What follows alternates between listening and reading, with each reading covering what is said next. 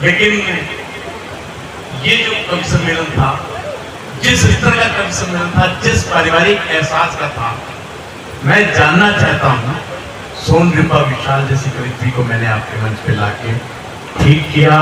अगर ठीक किया तो कितना ठीक किया? बहुत बहुत आभार आपका। कहा जाता है ना कि श्रृंगार वो होना चाहिए जो पिता अपनी बेटी के साथ बैठ के सुन ले और भाई अपनी बहन के साथ बैठ के सुन ले। आइए मैं उसे बुलाता हूँ जिसका श्रृंगार से बहुत दूर दूर तक कुछ लेना देना है, लेकिन आज मैं निवेदन करता हूँ, उनके बारे में आप सब बहुत जानते हैं। वो तमाम सैकड़ों बच्चों को उन्होंने गोद ले रखा है, बुजुर्गों के लिए वो अलग काम करते हैं। 20-22 यात्राएं देशों की उनके नाम है।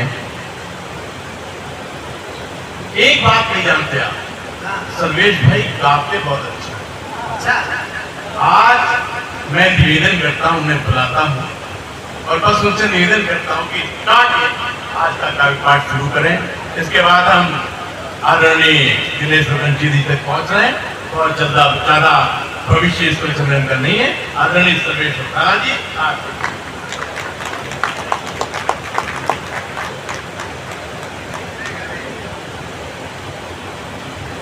बहुत बढ़िया। आशीष अनल ने इतनी बढ़िया बात कही है कि पूछो नहीं। मतलब भोपाल गैस कांड जब हुआ था तो 7,000 लोग मरे थे, और अगर मैं गा दूंगा तो पूरा उत्तर प्रदेश मर सकता है। मेरी आवाज इतनी अच्छी है। आप लोग चार चलो ताली बजाइए। ये कवि सम्मेलन समापन पर है। मेरे खड़े होते हमारी कुछ बहनें चल रही हैं, ठीक है, आप कोई बात नहीं, आप जाओ। सवेरे भाषणों तो मांझे थे। हाँ, ये सही बात है। बहुत गर्मी है, हम लोग भी महसूस कर रहे हैं। और इन्होंने गाने के लिए कहा सोनूपा विशाल के बाद मेरे खड़े होने का बिल्कुल ऐसे लग रहा होगा आपको जैसे ऐश्वर्या राय के बाद नवाजुद्दीन सिद्दीकी को खड़ा कर दिया गया। तो बिल्कुल ऐसे हालत मेरी हो रही है। मैं बहुत घबरा रहा हूँ, मुझे बहुत पैर कांप रहे हैं और भगवान कसम बहुत डर लग रहा है। और मतलब मैंने इतना अच्छा कवि सम्मेलन नहीं देखा जितना आज देखा है। मुझे संचालक बनाया, शुरू में सारा अपना कर लिया, फिर हमको संचालक बना दिया, तो मुझे अपनी स्थिति जंगल के बंदर की तरह महसूस हो रहा। थोड़ी 2-4 मिनट ताली बजा तो आनंद करेंगे। 2-4 मिनट वैसा आप लोग भी जुड़िएगा। आप लोग आयोजक है तो क्या ताली नहीं बजाएंगे क्या? तो हमको अपनी स्थिति जंगल के बंदर की तरह महसूस हो रही। क्या था? शेर जंगल का राजा, जब देखो तो शेर ही राजा, जैसे आशीष लखीमपुर के राजा। तो लोग खूब गए, यार एक ही शासन है, एक ही सत्ता है, एक रास्ता हो गई, बदलाव करो। बोले क्या बदलाव करो? बोले राजा बदलो। बोले किसको राजा बनाए? बोले जो खूब एक्टिव हो उसको राजा बनाओ। तो बंदर को जंगल का राजा बना दिया गया, जैसे मुझे बीच में संचालक बना दिया गया। बंदर जंगल के राजा में रहने लगा। 20-25 दिन बाद एक बकरी रोती आई, बोली राजा साहब शेर ने हमारे बच्चे को पकड़ लिया है, आप चलो बचाओ चल के। बंदर बोला हाँ हाँ चलते, क्यों नहीं बचाएंगे। बंदर पहुंचा, देखा शेर बच्चे को दबाए पेड़ के नीचे बैठा है। बंदर दौड़ा, लपक के पेड़ पे चढ़ गया, एक डाल से कूदा, दूसरी पे, तीसरी पे, चौथी पे, पांचवी पे, छठी पे। तो बकरी और जोर जोर से रोने लगी, बोली राजा साहब जल्दी बचाइए, नहीं तो शेर हमारे बच्चे को खा जाएगा। अब बंदर का जवाब और भारत की राजनीति और लखीमपुर की तालियां तीनों एक साथ मिलेंगे। बंदर जल्दी बचाइए, नहीं तो शेर बच्चे को खा जाएगा। तो बंदर बोला अरे नहीं रुको यार। बंदर बोला लेकिन अब इसके बाद बजा देना, ऐसा नहीं परमानेंट रुक जाओ। बंदर जल्दी बचाइए, नहीं तो शेर बच्चे को खा जाएगा। तो बंदर बोला देखो बकरी, तुम्हारा बच्चा बचे या ना बचे, हमारी भागदौड़ में कोई कमी हो तो बताओ। तो हमारी भागदौड़ में कोई कमी नहीं है, बच्चा भी बच गया, बहुत बढ़िया बच्चा बचा। सोनूपा गा रही थी, बहुत उनका सुमधुर कंठ है, उन्होंने कोयल के अंडे खाए होंगे तो उनका स्वर मीठा है। हमको कौवे के अंडे मिले होंगे तो मेरा सर, तब मैं आशीष की बात टाल नहीं सकता। मैं देखिए सुर में गाना कोई बड़ी बात नहीं है, जानी सुर में गाना कोई बड़ी बात नहीं है। प्रैक्टिस की और गला अच्छा है, गा दिया। मैंने 18 साल बेसुरा गाने की प्रैक्टिस की। 18 साल बाद मैं बेसुरा गा पाया हूं। मैं बेसुरा गाता हूँ। सोनरूपा पहली बार मेरा पहली बार बेसुरा सुनेंगे सोनरूपा हमारा। वैसे भी मेरे पास सुर तो है ही नहीं। मैं अक्सर सोचता हूँ कोई सुर है कोई नहीं ना, तो ताली बजाओ फिर। देखिए सुर में गाने वाले तो सोनू निगम, लता मंगेशकर, ये सब अपने में बहुत बड़ी भीड़ है सुर में गाने वालों की। बेसुरा गाने वाला इस संसार में सिर्फ एक व्यक्ति है, वो है सर्वेश अस्थाना। तो मैं गाता हूँ तो वही लाइन गाऊंगा बेटा, तो उसी में बेहोशी हो सकती है। मैं अक्सर सोचता हूँ तुम मिलो, कुछ बात हो जाए। कोई सुर नहीं, कोई सुर नहीं है। मैं अक्सर प्रैक्टिस भी छूट गई है। मैं अक्सर सोचता हूँ तुम मिलो, कुछ बात हो जाए। घिरे बादल घने से और फिर बरसात हो जाए। बड़ा बाबा करिए, अच्छी सी बाबा करिए। मैं अक्सर सोचता हूँ तुम मिलो, कुछ बात हो जाए। घिरे बादल घने से और फिर बरसात हो जाए। मैं तुमको साथ लेकर कार से जब घूमने निकलूं कि पंचर हो सभी टायर, वहीं पर रात हो जाए। कहते हैं ये बेसुरा भी था और संसार का सबसे अच्छा श्रृंगार भी था। इतना महंगा प्रेम था। चारों पहिए पंचर किए। जो गाड़ी मेरे पास है उसका एक पहिया 7,000 रुपए का है, तो 4 पंचर किए, यानी 7 दूनी 14, 14 दूनी 28, 28,000 रुपए में हमने प्रेम किया। वो भी सक्सेस नहीं हुआ। पंचर बनवा के लौट आए। वो अक्सर बाइक पर मुझको बिठा कॉलेज पहुंचता है। लखनऊ से आया, लखनऊ में हम देखते हैं अक्सर, यहाँ लखीमपुर में भी अब देखने लगा होगा कि एक मोटरसाइकिल जा रही है, उस पर 2 लोग बैठे हैं, फिर भी पिछली सीट खाली रहती है। बस ये ध्यान रखना, जितने युवा लड़के बैठे उनके लिए 4 पंक्तियां सुनाना। वो अक्सर बाइक पर मुझको बिठा कॉलेज पहुंचता है। मैं उसकी प्रेमिका हूँ, वो यही शायद समझता है। शायद का जवाब नहीं था, इसमें आपको ताली बजानी चाहिए। भले भले आप लोग बिल्कुल कोई कविता के समझ ही नहीं है। वो अक्सर बाइक पर मुझको बिठा कॉलेज पहुंचता है। मैं उसकी प्रेमिका हूँ, वो यही शायद समझता है। बड़ा बेवकूफ है, नादान है, बुद्धू है। ताली तैयार रखना। बड़ा बेवकूफ है, नादान है, बुद्धू है, पोंगा है। मैं तो इसलिए जाती हूँ, मेरा खर्च बचता है।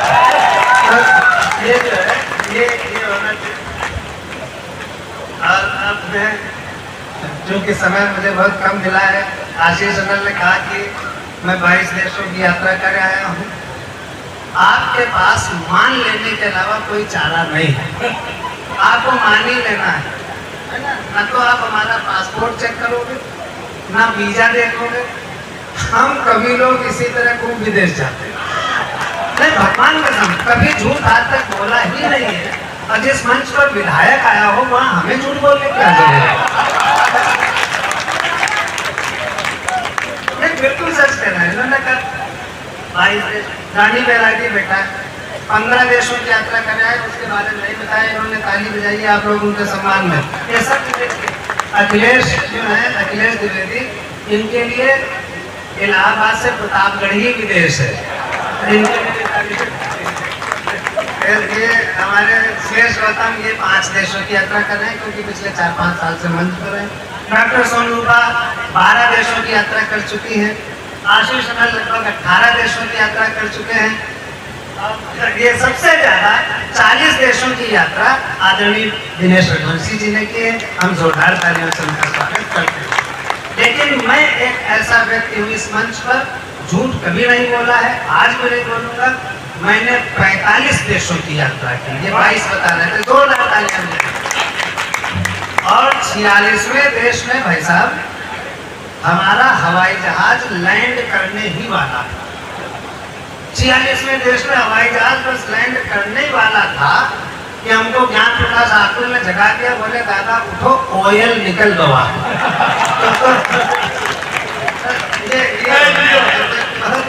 बहुत दिन बाद आए होटल एलाइट इन में हमको ठहराया गया। नया होटल बना तो पहले मुझे आशीर्वाद में रुका करते थे, और एलाइट इन हमको मालूम नहीं कहाँ। बहुत दिन बाद आए, लेकिन बहुत दिन बाद आए तो हमने आशीष अमल को फोन किया, वो यहाँ कुर्सियाँ लगवा रहे थे। बोले हम कुर्सियाँ लगवा रहे हैं, हमको नहीं पता, किसी से पूछ लो। फिर हमने फोन किया आशीष को, तो आशीष ने कहा कि ऐसा करो सर्वेश भैया, हम नहीं बता पाएंगे, किसी जिम्मेदार आदमी से पूछ लो। अब हम जिम्मेदार आदमी ढूंढने लगे।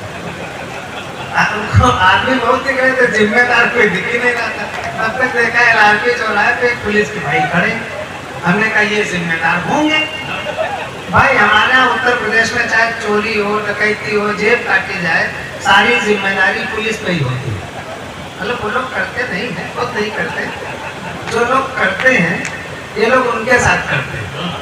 तो हमें भगवान का सबसे झूठ बिल्कुल नहीं, बिल्कुल 6:15 बजे की घटना है। तो हमने गाड़ी रुकाई, हमने कहा भैया ये होटल एलाइट इन किधर है? तो हमको देखते रहे तो चल दिए।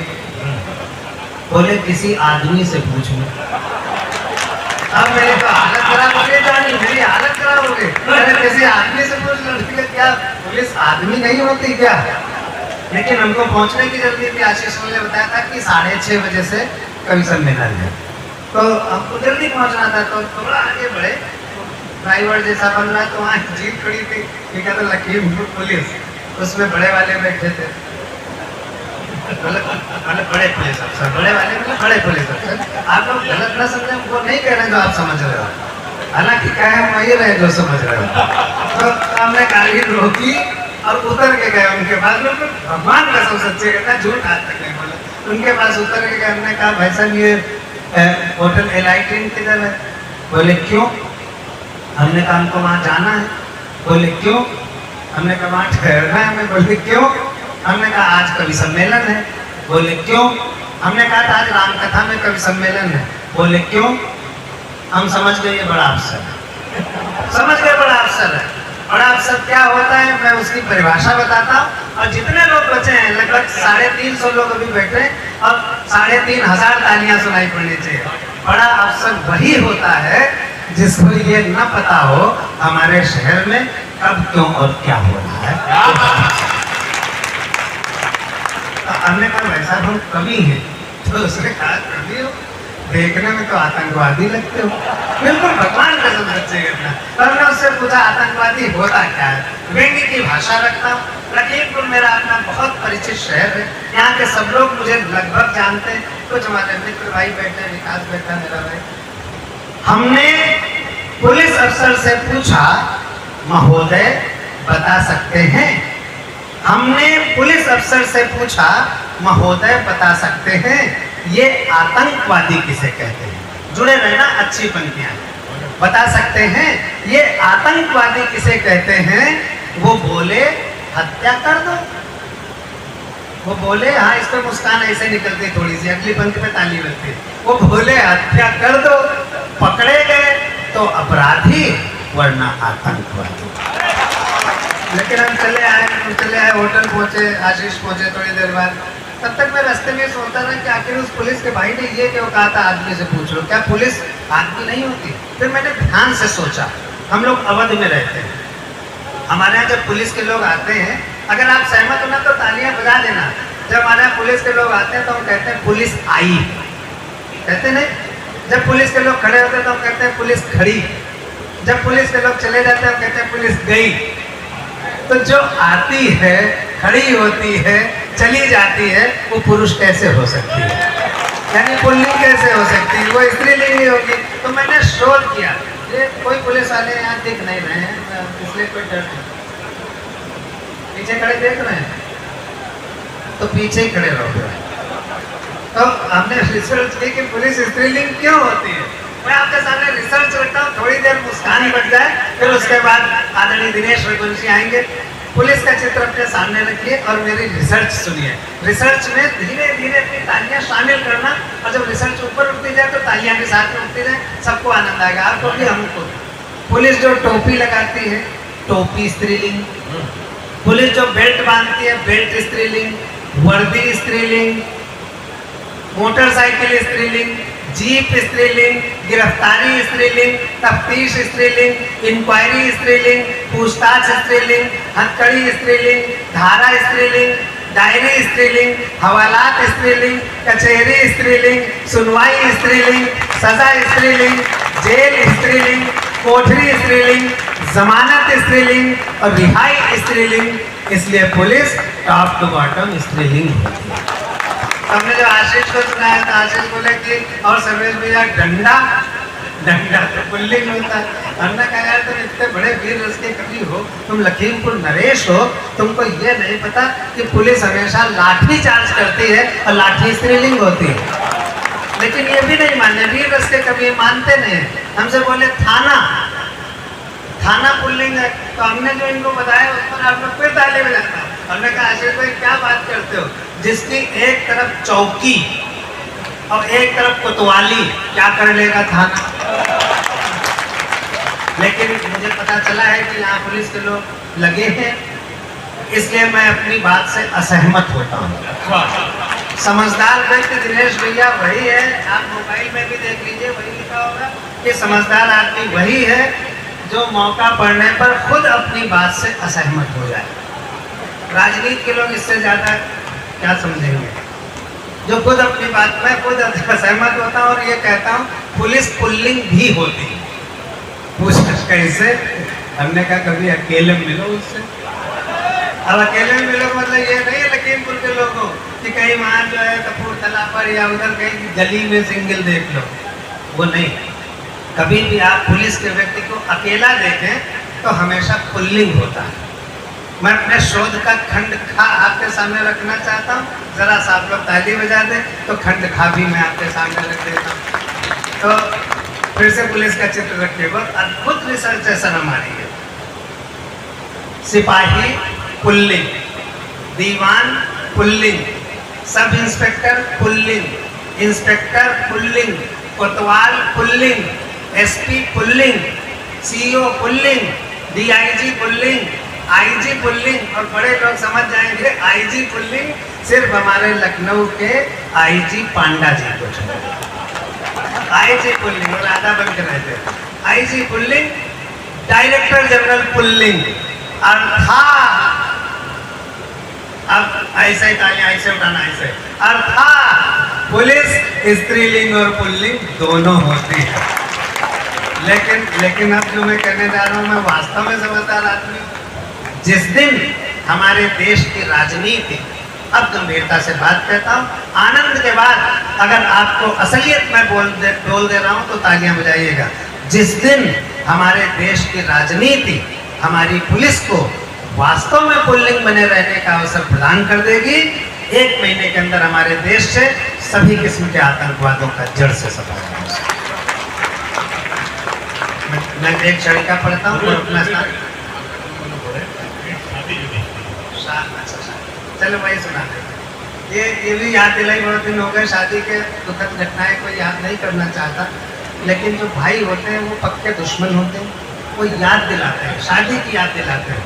कौन अपनी शादी की तो कोई याद नहीं रखना चाहता, पड़ोसन की शादी की सब याद रखते हैं। लेकिन मेरी सच्ची घटना है, मैंने कोई भी कविता बिना सच्ची घटना के, ये जो दाढ़ी मैंने रखी हुई है ये यूं ही नहीं रखी है, मैं क्लीन शेव रहता था। हैंडसम तो मैं आज भी हूँ, सुंदर तो आज भी हूँ। नहीं, इस बात पे आप चाहो तो खुश हो या जल लो, हमसे क्या करना है। हैंडसम तो मैं आज भी हूँ, तब मैं क्लीन शेव रहता था तब भी हैंडसम था, लेकिन तब मैं ब्यूटीफुल टाइप का हैंडसम था। आज मैं हैंडसम कहता हूँ। 10 भाई बहन है, सच्ची 10 भाई बहन है। हम लोग उस जमाने के 10 भाई बहन है जब अंग्रेजों से लड़ना था, तो 10 भाई बहन जरूरी थे। आज एक होता है अधिक से अधिक 2, बात समझ में आ जाए तो ताली बजाना। आज एक या अधिक से अधिक 2, क्योंकि आजकल महंगाई से लड़ना है, बेरोजगारी से लड़ना है, अशिक्षा से लड़ना है। ये ज्यादा भाई बहनों के साथ नहीं है। खैर मेरे 10 भाई बहन सबकी शादी हो गई और मेरी हो नहीं पा रही। पिताजी को यही समस्या कि सर्वेश की शादी नहीं हो पा रही, किसी तरह हो जाए। अच्छा, मैं लड़की भी नहीं था कि किसी के साथ भाग ही जाता। नहीं, भगवान का नाम से बात, हमने आज तक किसी लड़के को भागते नहीं सुना। हमेशा हमने हमेशा सुना उनकी बिटिया भाग गई, हमने ये कभी नहीं सुना उनका लड़का भाग गया। तो मैं लड़की भी नहीं था कि किसी के साथ भाग जाता, ये कैमरे में डिस्टर्ब कर रहे हैं, लेकिन कोई बात नहीं, तो खत्म नहीं हो रहा है। तो जो है मैं लड़की भी नहीं था, भाग जाता, जहाँ माँ बाप मानते वही बनता। कोई ससुर आता ही नहीं था, कोई ससुर नहीं आता। तो मैं कहीं जो रहता था, एक आया तो उसने हमको देखा और चल दिया। पिताजी ने कहा भाई साहब क्यों जा रहे हैं? बोला इससे कौन शादी करेगा, ये तो बच्चा। मुझे बहुत गुस्सा आया, मैंने पूरी दाढ़ी रख ली। दूसरा है वो भी चल दिया। पिताजी ने कहा आप क्यों जा रहे हैं? बोला इससे कौन शादी करेगा, ये तो गुंडा है। तब मैंने मध्य मार्ग ताकि लगाओ जरा से, तो थोड़ा आनंद करना, तो पसीना भी नहीं निकल आएगा। तो मैंने मध्य मार्ग, फिर भी कोई प्रपोजल नहीं आया कि लखनऊ में कवि सम्मेलन, यही सारी टीम आमंत्रित थी। बस ये जो है सुधांशु, ये तब पैदा नहीं हुआ था, ये नहीं बुलाया गया था। बाकी सब बुलाए गए थे। ये ज्ञान प्रकाश सोनूपा नए नए थे। ये जो हाथी जैसा बच्चा है अप्पू, ये भी था, लेकिन बस ताज़ा ताज़ा। तो ये लोग ड्राइंग रूम में बैठे हुए, पिताजी हमारा मुंह लटका, तो भगवान कसम सच्ची कहता, पिताजी मुंह लटका बैठे हुए। तो दिनेश रघुवंशी जी ने पूछा चाचा जी क्या बात, आप इतना दुखी क्यों हैं? तो पिताजी हमारे कह रहे हैं कि क्या बताएं, सर्वेश की भी शादी हो जाती तो हम गंगा नहा लेते। अच्छा, हमारे यहाँ उत्तर भारत में कोई अच्छा या बुरा काम जब कंप्लीट होता है तो गंगा नहाई जाती है। हम ये नहीं समझ पा रहे थे, पिताजी मेरी शादी को अच्छा काम समझ रहे हैं कि बुरा काम समझ रहे हैं। आशीष अनल भी बैठे हुए थे, इनकी भी नहीं हो पा रही थी। पहले मेरी होती थी, मैं बड़ा था तब इनकी होती। तो इन्होंने पिताजी से कहा कि ताऊ जी ऐसा करिए, सर्वेश भैया का एक मैट्रिमोनियल विज्ञापन निकलवा लीजिए, शादी का विज्ञापन, हो सकता है कोई पार्टी फंस जाए। तो मेरा विज्ञापन निकलवाया गया, उसमें मेरी उम्र 28 साल छपनी चाहिए, लेकिन वो गलती से 82 साल छप गई। हाँ, पीछे वाले लोग भी शामिल हो, 82 साल छप गई। हम लोग निश्चिंत हो गए कि हमारी शादी नहीं हो पाएगी, हमको कुंवारा ही रहना पड़ेगा।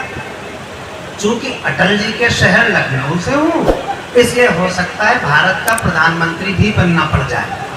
लेकिन मेरे लिए प्रपोजल आए 70 साल वाली का, 75 साल वाली का, 78 साल वाले। हमारे घर में प्रपोजल रखते हैं आज भी, झूठ कभी नहीं बोला, भगवान का समझ में।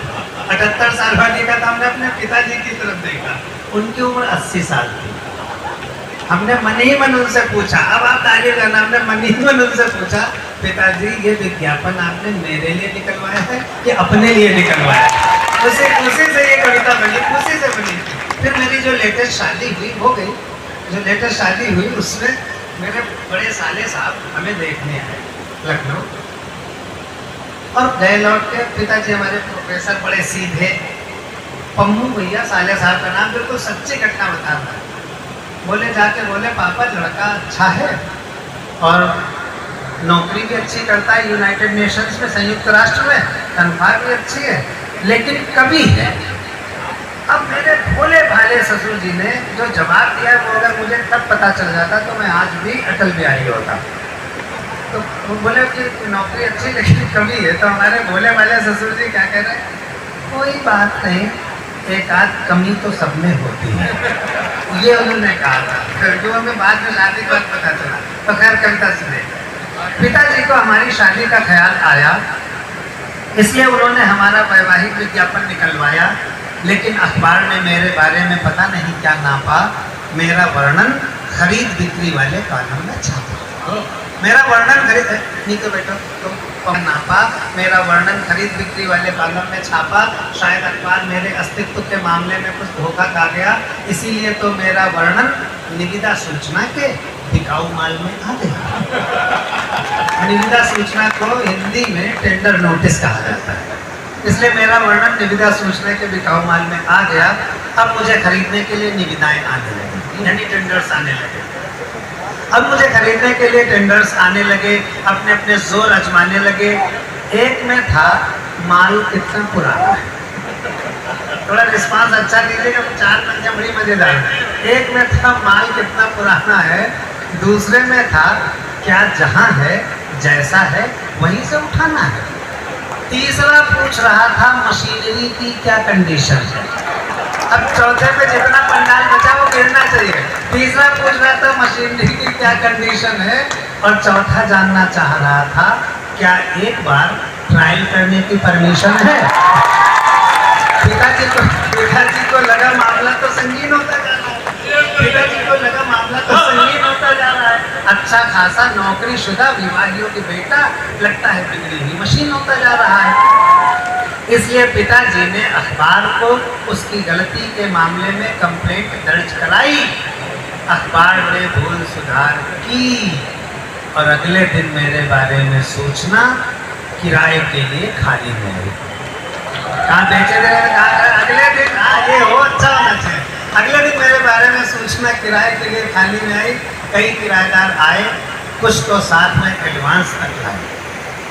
अब असली कविता शुरू होती है। मंच आप और आप सबका आह्वान करता हूँ कि अब असली कविता चाहिए। अगले दिन मेरे बारे में सूचना किराए के लिए खाली में आई। कई किराएदार आए, कुछ तो साथ में एडवांस तक लाए। एक किराएदार से पिताजी ने पूछा, महोदय कौन है आप? एक किराएदार से पिताजी ने पूछा, मैं साल 2 साल के लिए किराए पर अवश्य लेता हूँ। आप मुझे हताश मत कीजिएगा, इस गरीब बेटी के बाप को निराश मत कीजिएगा। आप मुझे हताश मत कीजिएगा, इस गरीब बेटी के बाप को निराश मत कीजिएगा, क्योंकि इससे मेरा कल्याण हो जाएगा। भले साल 2 साल के लिए ही सही, पर एक निर्धन बेटी को सुहाग तो मिल जाएगा। और मेरी समझदार बेटी आपका पूरा किराया अदा कर जाएगी। कविता थोड़ा गहरे उतरना चाहती है। और मेरी समझदार बेटी आपका पूरा किराया अदा कर जाएगी और आपका इशारा पाते ही किसी न किसी वजह से मर जाएगी। तब आप किराया बढ़ा दीजिएगा, तब आप किराया बढ़ा दीजिएगा, अपने बेटे को दूसरी जगह उठा दीजिएगा। तब आप किराया बढ़ा दीजिएगा, अपने बेटे को दूसरी जगह उठा दीजिएगा। क्योंकि दहेज के मौसम में ये जो 2 पंक्तियां हैं, इनसे अगर आप सहमत होना तो आप जरूर तालियां बजाना, असहमत होना तो शांत बैठ जाना। क्योंकि दहेज के मौसम में आजकल ऐसे भी दिन आने लगे हैं कि माँ बाप अपने विवाहियों के बेटों को किराए पर उठाने लगे। और गरीब माँ बाप की बेटियाँ और गरीब माँ बाप की बेटियाँ इसी तरह अपनी गरीबी का प्रायश्चित करती रहती हैं। इसीलिए तो शादी के बाद बहुत जल्द किसी न किसी वजह से मरती रहती हैं। तो भाइयों बहनों, ये जो मैं आपको हंसता मुस्कुराता, लोग मुझे स्माइल मैन कहते हैं, कविता की अंतिम 2 पंक्तियाँ। तो भाइयों बहनों, ये जो मैं आपको हंसता मुस्कुराता स्माइल मैन दिख रहा हूँ, असलियत ये है कि मैं एक दहेज लोभी बाप का बेटा हूँ और हर साल किराए पर बिक रहा हूँ, हर साल किराए पर बिक रहा हूँ। बहुत बहुत धन्यवाद। बहुत